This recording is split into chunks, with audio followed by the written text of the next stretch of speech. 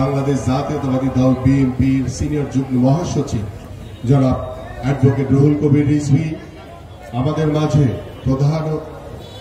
মাঝে উপস্থিত রয়েছেন। আমাদের ঢাকা মহানগর উত্তর বিএনপির সংগ্রামী যুগ্ম আহ্বায়ক জনাব মাহবুব আলম মন্টু, আমাদের মাঝে উপস্থিত পল্লবী থানা বিএনপির ভারপ্রাপ্ত আহ্বায়ক জনাব কামাল হোসেন খান, আমাদের মাঝে উপস্থিত আমাদের ঢাকা মহানগর উত্তর স্বেচ্ছাসেবক দলের সংগ্রামী সাধারণ সম্পাদক মহসিন সিদ্দিকী রনি সহ এখানে আমাদের পল্লবীর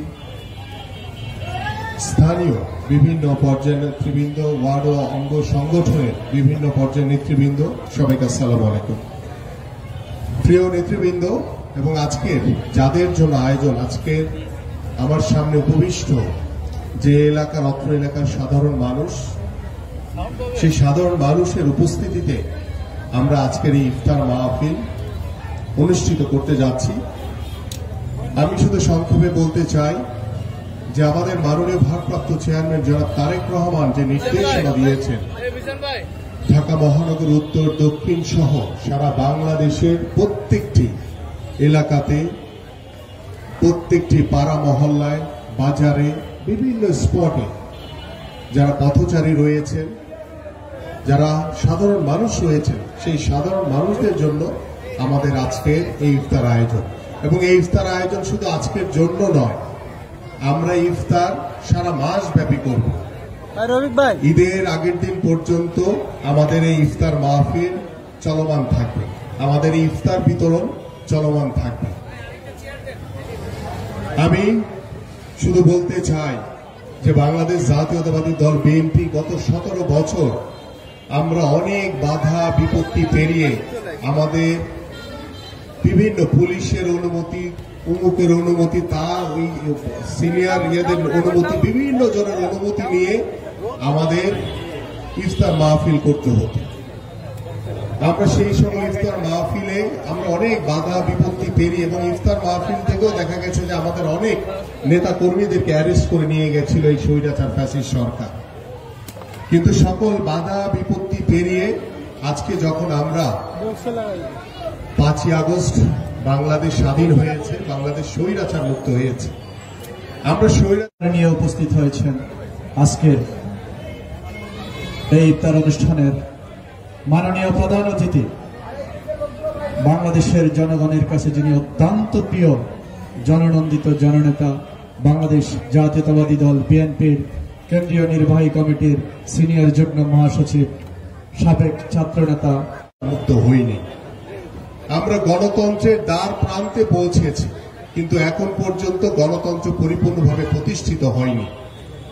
আজকে আমরা অন্তর্বর্তীকালীন সরকারের কাছে বারংবার আহ্বান করছি যে বাংলাদেশে প্রত্যেকটি রাষ্ট্রীয় প্রতিষ্ঠানে স্বৈরাচারের দোসররা বসে আছে, তাদেরকে অপসারণ করুন, তাদেরকে নির্মূলকরণের আওতায় এনে তাদের বিচার করুন। কারণ সেই রাষ্ট্রীয় প্রতিষ্ঠানগুলোতে এখনো সেই স্বৈরাচারেরা তারা বসে ষড়যন্ত্র করে বেড়াচ্ছে, তারা বসে বাংলাদেশের মানুষের বিরুদ্ধে ষড়যন্ত্র করছে। এই ষড়যন্ত্র, এই স্বৈরাচার মুক্ত করতে গেলে, বাংলাদেশে পরিপূর্ণ গণতন্ত্র প্রতিষ্ঠিত করতে গেলে শুধু তখনই সম্ভব যখন বাংলাদেশে একটি অবাধ সুষ্ঠু নির্বাচন হবে, সেই নির্বাচনে জনগণের সরকার প্রতিষ্ঠিত হবে। সেই জনগণের সরকারই একমাত্র পারবে বাংলাদেশে পরিপূর্ণ গণতন্ত্র প্রতিষ্ঠিত করতে, বাংলাদেশকে পরিপূর্ণভাবে স্বৈরাচার মুক্ত করতে, এবং বাংলাদেশের যে ধ্বংসস্তূপ যে রাষ্ট্র কাঠামোগুলো রয়েছে, সেই ধ্বংসস্তূপ রাষ্ট্র কাঠামোগুলোকে পরিপূর্ণভাবে পুনর্গঠন করা যাবে এবং পরিপূর্ণভাবে নতুনভাবে ঢেলে সাজানো যাবে। আজকে যে মব জাস্টিস আমরা দেখছি, এটি অত্যন্ত দুঃখজনক। একটি গণতান্ত্রিক দেশে যেখানে এত রক্তের বিনিময়ে বাংলাদেশ আজকে স্বৈরাচার মুক্ত হয়েছে, সেই বাংলাদেশে যখন দেখি নিজেদের হাতে একটি গোষ্ঠী ইচ্ছাকৃতভাবে বাংলাদেশকে একটি অস্থিতিশীল অবস্থায় পরিণত করার জন্য নিজের হাতে আইন তুলে নিচ্ছে, সেই নিজের হাতে আইন তুলে নিয়ে বিভিন্ন জায়গায় বিশৃঙ্খলা তৈরি হচ্ছে, এতে প্রমাণ হচ্ছে যে বাংলাদেশে অতি দ্রুত একটি নির্বাচন দরকার। কারণ এই নির্বাচিত সরকারই পারবে এই সকল সমস্যার, এই মব জাস্টিসের নামে যারা আইন হাতে তুলে নিচ্ছে, তাদেরকে দ্রুত বিচারের আওতায় এনে তাদের বিচার করতে হবে। এবং আমাদের পাশাপাশি আমাদের একটি গোষ্ঠী তারা সংস্কারের নামে নির্বাচনকে পিছিয়ে দেওয়ার একটি অপচেষ্টা করছে। এদেশের জনগণ এটা কখনোই মেনে নেবে না। আমরা চাই বাংলাদেশে সুশৃঙ্খলভাবে একটি অবাধ সুষ্ঠু নির্বাচনের মাধ্যমে জনগণের সরকার প্রতিষ্ঠিত হবে। সেই জনগণের সরকারই একমাত্র পারবে বাংলাদেশের সকল রাষ্ট্র কাঠামো মেরামতের মাধ্যমে বাংলাদেশে পরিপূর্ণভাবে গণতন্ত্র প্রতিষ্ঠিত করতে এবং বাংলাদেশের মানুষের যে বহুল প্রত্যাশিত একটি অবাধ সুষ্ঠু নির্বাচন অতি দ্রুত সময়ের ভিতরে আমরা আহ্বান করছি অন্তর্বর্তীকালীন সরকারের কাছে যে আপনারা দ্রুত অতি সময়ের ভিতরে আমরা অন্তর্বর্তীকালীন সরকারের কাছে যে আহ্বান করছি যে আমাদের একটি দ্রুত নির্বাচন প্রয়োজন। আমি আমার বক্তব্য দীর্ঘায়িত করব না, বক্তব্য রাখবেন আমাদের আজকের প্রধান অতিথি। আপনাদের সকলকে ইফতারের আহ্বান জানিয়ে আমি আমার বক্তব্য শেষ করছি। সবাইকে ধন্যবাদ। বাংলাদেশ জিন্দাবাদ, বাংলাদেশ জাতীয়তাবাদী দল বিএনপি জিন্দাবাদ। মহানগর উত্তরের পক্ষে পল্লবী থানার বিএনপির নেতৃবৃন্দ আজকে রোজাদারদের জন্য এই ইফতার ও দোয়ার অনুষ্ঠানটি করছেন। যারা এই ইফতার ও দোয়া মাহফিলের আয়োজন করেছেন তাদের আমি আন্তরিক ধন্যবাদ জানাই, কৃতজ্ঞতা জানাই যে সাধারণ মানুষকে, বিশেষ করে যারা নিম্ন আয়ের মানুষ, যাদের পক্ষে ইফতারি কেনা অনেকের পক্ষে সম্ভব হয় না বা স্বল্প ইফতারি করে জীবন ধারণ করেন, এদেরকে সম্পৃক্ত করে এই মাহফিলের আয়োজন করেছেন। এই কারণে তাদের প্রতি আমার আরো বেশি, আরো গভীরভাবে আমার শ্রদ্ধা এবং কৃতজ্ঞতা। আমি ধন্যবাদ জানাই আপনাদের অত্যন্ত নিবেদিত প্রাণ এক নেতা, ফুটবলার আমিনুল নামে যে পরিচিত আমাদের মহানগর উত্তরের আহ্বায়ক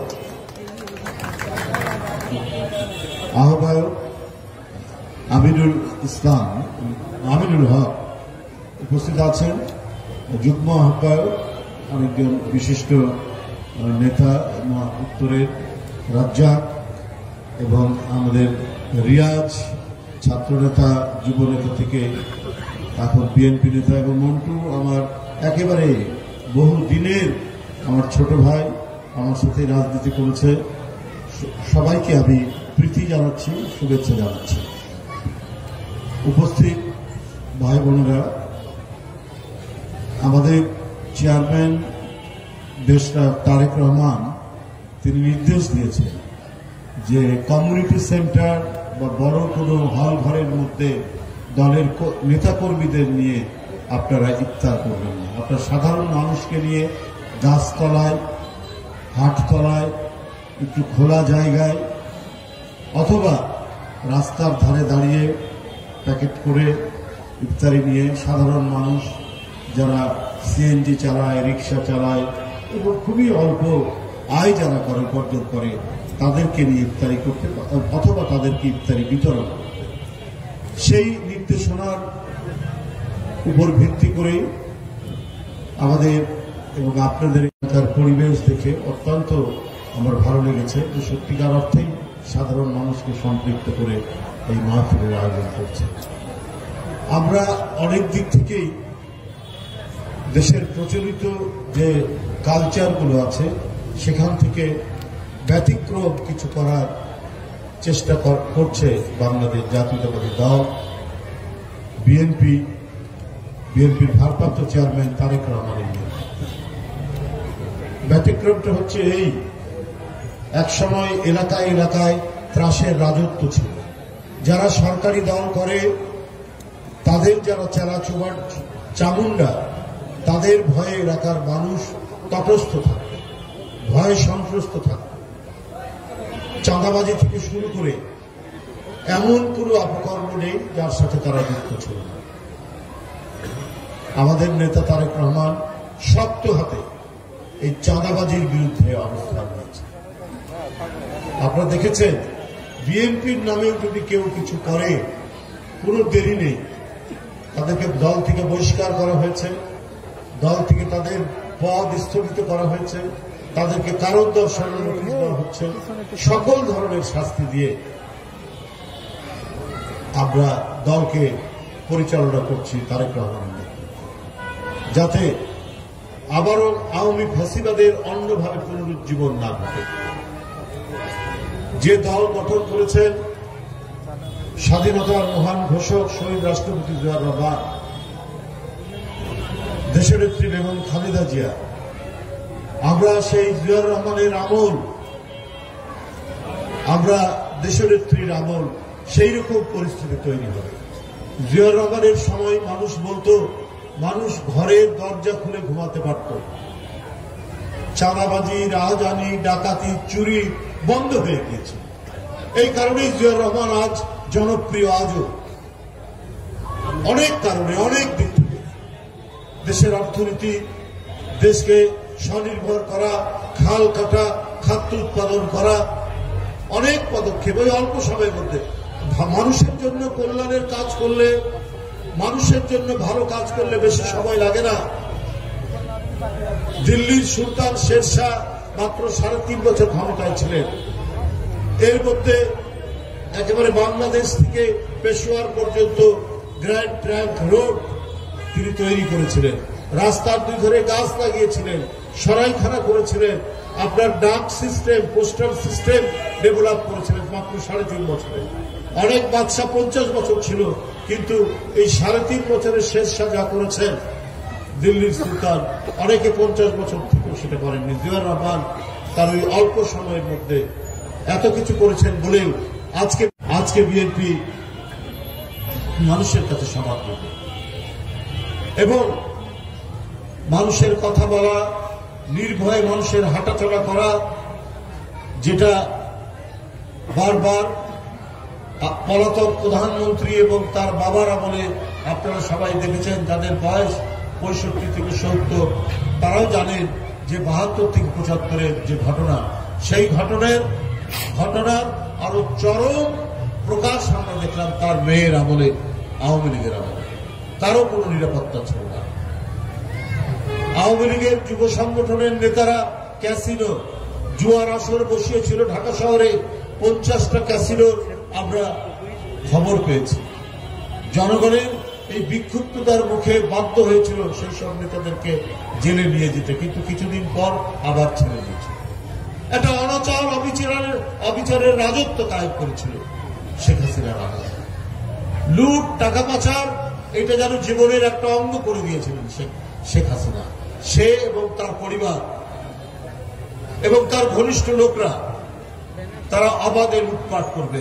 আইন, কানুন, নিয়ম কোনো কিছু তোয়াক্কা করেনি। শেখ হাসিনার বাড়ি আছে না ঢাকা শহরে ধানমন্ডিতে সুধা ভবন, তারপরেও তার ছেলের নামে আপনার পূর্বাচলে 10 কাঠা জমি, তার মেয়ের নামে জমি, তার ভাগ্নির নামে জমি, তার ভাগ্নার নামে জমি। আমাদের আইনে আছে, আপনার যদি নিজস্ব বসত বাড়ি থাকে, আপনার ফ্ল্যাট থাকে, রাজুকের আইন হচ্ছে আপনি আর কোনো প্লট পাবেন না, আর কোনো আপনি এখানে কোনো বাড়ি করতে পারবেন না। কিন্তু শেখ হাসিনার জন্য কোনো আইন দরকার ছিল না, কোনো কিছুই দরকার ছিল না। এবং যে প্রতিবাদ করবে তার পরিণতি তিনি তৈরি করেছিলেন, সৃষ্টি করেছিলেন গুম। পরিবার থেকে ধরে নিয়ে যেতেন বিরোধী দলের নেতা কর্মীদেরকে, অদৃশ্য করে দিতেন। শুধু নেতাকর্মী নয়, আপনার এমপি এবং জাতীয় নেতাদেরকেও অনেককে আপনার গুম করে দিয়েছেন, অদৃশ্য করে দিয়েছেন। তরুণ ছেলেদেরকে ধরে নিয়ে গিয়ে ক্রস ফায়ার নামে আপনার একটা শব্দের সাথে আজকে পরিচিত, এই ক্রস ফায়ারে হত্যা করে কাউকে নদীর ধারে, নালার ধারে ফেলে রেখেছিলেন শেখ হাসিনা। এই পরিস্থিতি তৈরি ছিল তার সময়। আর টাকা পাচার, লুট, হরিলুট, বাংলাদেশ ব্যাংক, সোনালী ব্যাংক, এগুলো একেবারে খালি করে দিয়েছিলেন তার আমলে। তাই ছাত্র জনতার তীব্র রোষের মুখে তাকে এক সময় পালাতে হয়েছে। তিনি মনে করেছিলেন তার কোথায় কোনোদিন পতন হবে না। চারিদিকে তিনি আইন শৃঙ্খলা বাহিনী গড়ে তুলেছিলেন তার লোকজনদেরকে দিয়ে, আর পাশে আছে ভারত, তাকে প্রোটেকশন দেবে। এই চিন্তা নিয়ে তিনি মনে করেছিলেন তিনি অমর। আল্লাহ যে একজন আছেন সেটা তিনি ভাবেননি বলেই তিনি একের পর এক নিজের দেশ, নিজের দেশের মানুষের উপর স্প্রিং রোলার চালিয়েছেন, ক্ষতবিক্ষত করেছেন। মানুষকে দমন করতে গিয়ে রাষ্ট্রশক্তিকে ব্যবহার করেছে নির্বিচারে, এবং করতে গিয়ে যারা এই দমন করে কাদেরকে দিয়ে? আইন শৃঙ্খলা বাহিনীকে দিয়ে। এবং তারা তার সুযোগ দিয়েছে। কারো 1000 বিঘা জমি, কারো আপনার 100টার উপর ফ্ল্যাট, যারা আওয়ামী লীগের ছিলেন, কারণ তাদেরকে দিয়ে তিনি দিনের ভোট রাত্রে করিয়েছেন, তাদেরকে দিয়ে তিনি বাংলাদেশের ভোট নির্বাচন ব্যবস্থা ধ্বংস করেছেন। তাই তারা যখন অনাচারে লিপ্ত হয়েছে, তারা যখন একের পর এক লুটপাটে লিপ্ত হয়েছে, শেখ হাসিনা মুখ বন্ধ করে রেখেছিলেন, তার তো বলার কিছু নাই। কারণ তাদেরকে দিয়েই তিনি রাষ্ট্রীয় অনাচার করেছেন। মানুষের ভোটাধিকার, মানুষের কথা বলার অধিকার, মানুষের নাগরিক স্বাধীনতা সবকিছু তিনি কেড়ে নিয়েছিলেন। এরপরে তাকে চলে যেতে হয়েছে, ফেরাউনকে চলে যেতে হয়েছে, নমরুদকে চলে যেতে হয়েছে। এরা কেউ টিকে থাকতে পারেনি, কিন্তু তারা মনে করেছিল তাদের ক্ষমতা ঈশ্বরের সমতুল্য, আল্লাহর সমতুল্য। এই ভাবতে গিয়েই তাদের পতন হয়েছে। শেখ হাসিনাও তাই মনে করছে, তাই তাকে চলে যেতে হয়েছে। ক্ষতি করে দিয়েছেন অনেক, অনেক তরুণ, শিশু, কিশোর হত্যা করেছেন তিনি টিকে থাকার জন্য, ক্ষমতার জন্য। অনেক রিক্সাওয়ালাকে হত্যা করেছেন, প্রায় 97 জন শ্রমিককে হত্যা করেছেন। আর আবু সাইদ, মুগ্ধ, আহনাব, কত ছাত্রদেরকে যে তিনি হত্যা করেছেন শুধুমাত্র তার গদি রক্ষা করার জন্য।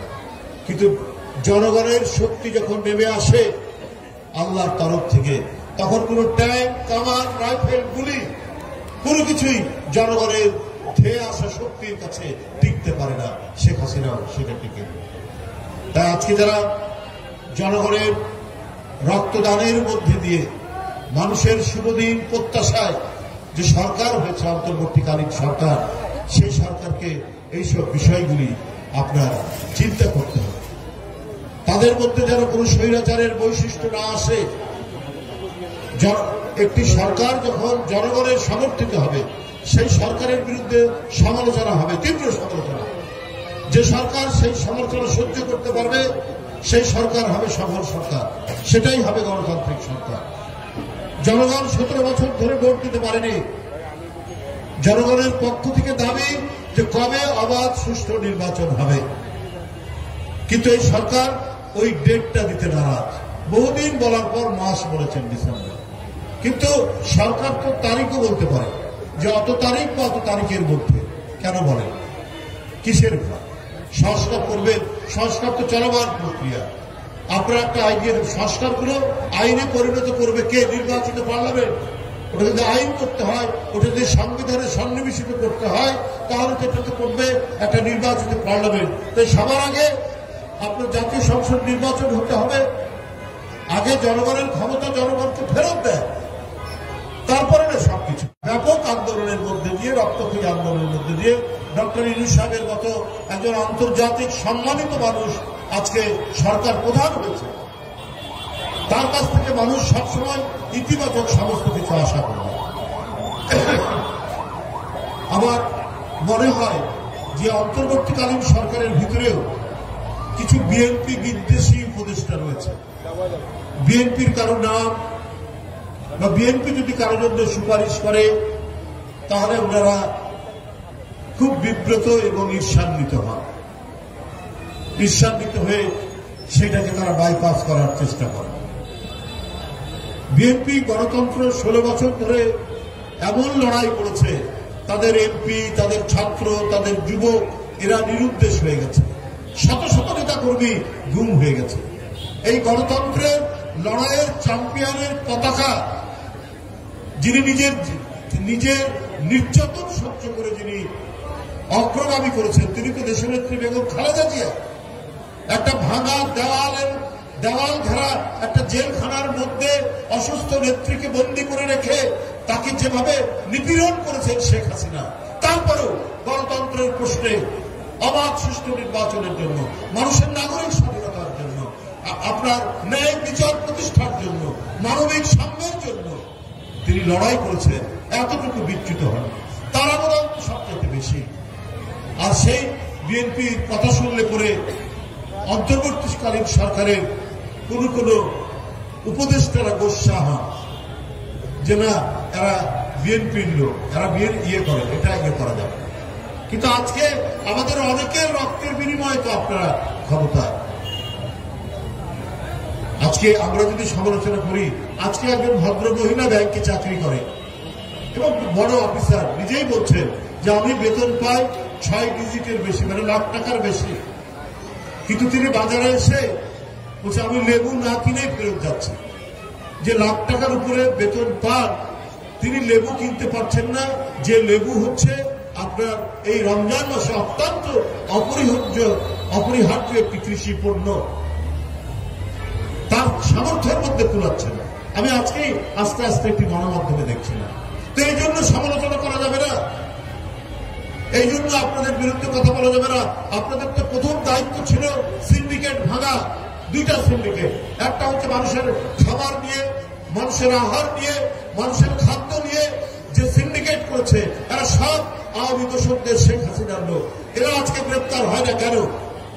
আজকে এদের কারণেই আপনার নিত্য প্রয়োজনীয় জিনিস, আর রোজার মাসে মানুষ একটু ভিন্ন ধরনের খাবার খায়, আপনার পেঁয়াজি খায়, পেঁয়াজ দরকার, কাঁচামরিচ দরকার, বুটের ডাল দরকার।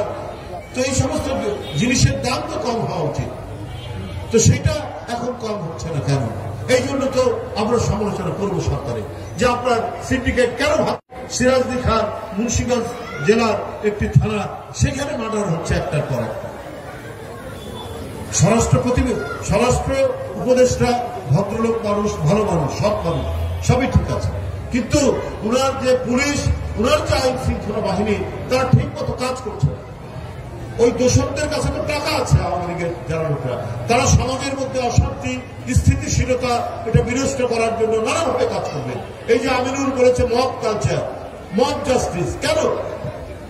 আজকে যদি আইনের শাসন নিশ্চিত থাকতো, তাহলে কে চোর কে ডাকাত এইটা তো নির্ভর করবে আইনি প্রক্রিয়া। এর জন্য তো আছে আদালত, পুলিশ গ্রেফতার করবে, আদালত বিচার করবে। মানুষ তো নিজের হাতে আইন নেবে কেন? যদি আইনের শাসন কায়েম করা যেত, তাহলে এই মব জাস্টিস, এই মব কালচারের তৈরি হতো না। আজকে গ্রামের মধ্যে, গতকালই তো ঘটনা, গত পরশুদিন গ্রামের মধ্যে মসজিদের মাইকে আজান দিয়ে বলেছে ডাকাত করেছে, চারিদিক থেকে গ্রামবাসী ছুটে এসে 5 জন লোক মারা গেছে। এটা তো একটা ভয়ঙ্কর দৃষ্টান্ত, একটা ভয়ঙ্কর পরিবেশ তৈরি হচ্ছে। এইটা তো সরকারের দেখা উচিত। এই সরকার শুধুমাত্র ভেতর থেকে কয়েকজন উপদেষ্টা, তারা শুধু শুধু এমন পরামর্শ দেয়, কি পরামর্শ দেয় ডক্টর ইউনূস সাহেবকে আমরা জানি না। ডক্টর ইউনূস সাহেবকে ভালো পরামর্শ দিলে পরে আজকে পুলিশের যে কর্তৃত্ব, তারা ফিল্ড লেভেলে কেন তারা সেটা প্রয়োগ করতে পারছে না? কেন চুরি ডাকাতি বাড়ছে? কেন ছিনতাই বাড়ছে? কেন হত্যা হচ্ছে, রক্ত ঝরছে? এই যে সামাজিক যে অনাচার, এই অনাচার বন্ধের দায়িত্ব তো সরকার, আর এই সরকারকে তো সমস্ত রাজনৈতিক দল সমর্থন দিয়েছে, তো তাদের তো কোনো ভয় নেই। যাই হোক, আমি আমার বক্তব্য দীর্ঘায়িত আর করবো না। আজকে আবারও আমি তাদেরকে ধন্যবাদ জানাচ্ছি যারা এখানে আয়োজন করেছে, এবং গরিব মানুষ, নিম্ন আয়ের মানুষকে নিয়ে বিএনপির পক্ষ থেকে পল্লবী থানা তারা যে ইফতারের আয়োজন করেছেন, তাদেরকে আবারও ধন্যবাদ জানিয়ে, এবং ঢাকা মহানগর উত্তর বিএনপি যারা ফুটবলার আমিনুল হকের নেতৃত্বে, এই আমি আসার সময় দেখলাম প্রায় মোড়ে মোড়ে অসংখ্য পয়েন্ট তারা করেছেন ইফতারের সাধারণ মানুষকে দেওয়ার জন্য। এটা অত্যন্ত একটি মানবতা ধর্মী কাজ তারা উদ্যোগ নিয়েছেন, আমি তাদেরকে ধন্যবাদ জানাই। এইটাই হচ্ছে আসল কাজ, এটাই হচ্ছে সাধারণ নিরন্ন মানুষকে নিয়ে ইফতার করাটা, এটা হচ্ছে সবচাইতে মানবিক কাজ তারা করছেন। আমরা একটা অডিটোরিয়ামের মধ্যে শুধু নেতাকর্মীদের নিয়ে আমরা ইফতার করব, এটা ঠিক না। দল থাকবে, সাধারণ মানুষকে নিয়ে ইফতার করবে, বা সাধারণ মানুষের সুখে দুঃখে পাশে থাকবে। এই জন্যই তো রাজনৈতিক দল, যে কাজটি আমিনুল হকের নেতৃত্বে এই আমাদের ঢাকা মহানগরী উত্তর এই দায়িত্বটি পালন করছেন। আমি ঢাকা মহানগরী উত্তর বিএনপির সকলকে ধন্যবাদ জানিয়ে আমার বক্তব্য শেষ করছি।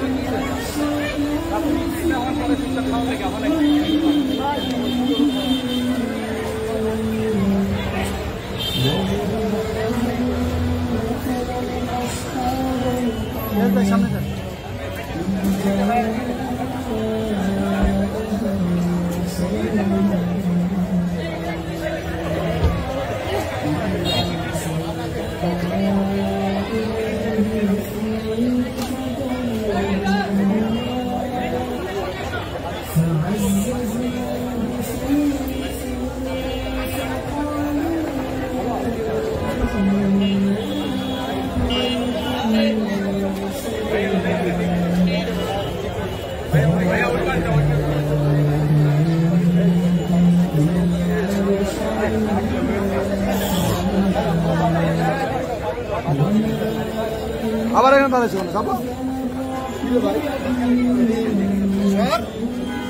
সব পকেট মেরে এনে খারাপ করে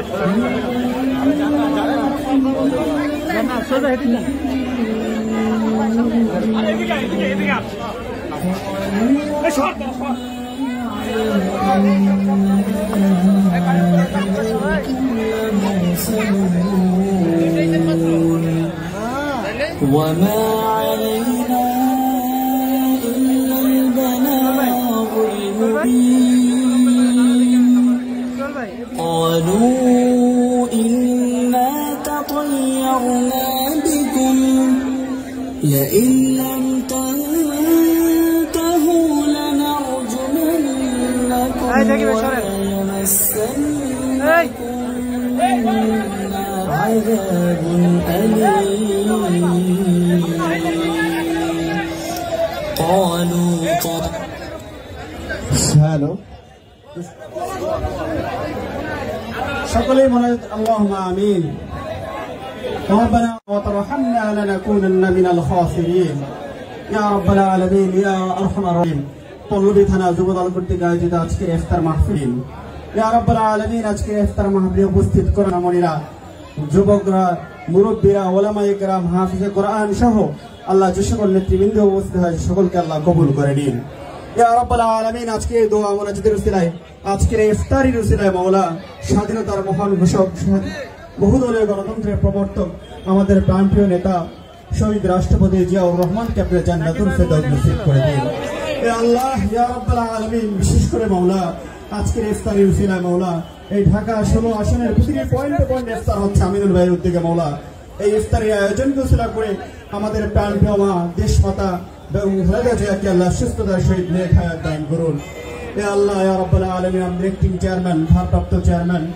দেশনায়ক তারেক রহমানকে হায়াতে তৈয়বা দান করুন আল্লাহ অতি দ্রুত বাংলাদেশের মাটিতে ফিরে এসে দেশের খিদমত করার তৌফিক দান করুন ইয়া আল্লাহ ইয়া রাব্বুল আলামিন ঢাকা 16 আসনের মা মাটির মানুষের নেতা আমাদের প্রাণপ্রিয় নেতা আমিনুল হক ভাই মাওলা যে মানবতার জন্য যে কাজ করে যাচ্ছে আসলে আল্লাহ তাকে এই খিদমতকে কবুল করে নেন আল্লাহ এই খিদমত আরো বেশি পরিসরে করার তৌফিক দান করেন আল্লাহ ঢাকা 16 আসনের জন্য তাকে কবুল ও মঞ্জুর করে নেন ইয়া রাব্বুল আলামিন ইয়া আরহামার রাহিমিন আজকের প্রধান অতিথি আমাদের প্রিয় নেতা জনাব অ্যাডভোকেট রুহুল কবির রিজভী ভাইকে আল্লাহ হায়াতে তৈয়বা দান করুন আল্লাহ তিনি অসুস্থ দুঃসময়ে যেভাবে জাতীয়তাবাদী দলকে নেতৃত্ব দিয়ে এদেশের স্বাধীনতা সার্বভৌমত্ব রক্ষায় যে অগ্রণী ভূমিকা পালন করেছেন আল্লাহ তার জাযাবিল খায়র দান করেন আল্লাহ তাকে কবুল করে নেন আল্লাহ যুবদলের নূর সালাম ভাই সহ যারা নেতৃত্ব দিচ্ছেন তাদেরকে কবুল করে নেন ربنا تقبل منا انك انت السميع العليم وتب علينا يا مولانا انك انت التواب الرحيم برحمتك يا ارحم الراحمين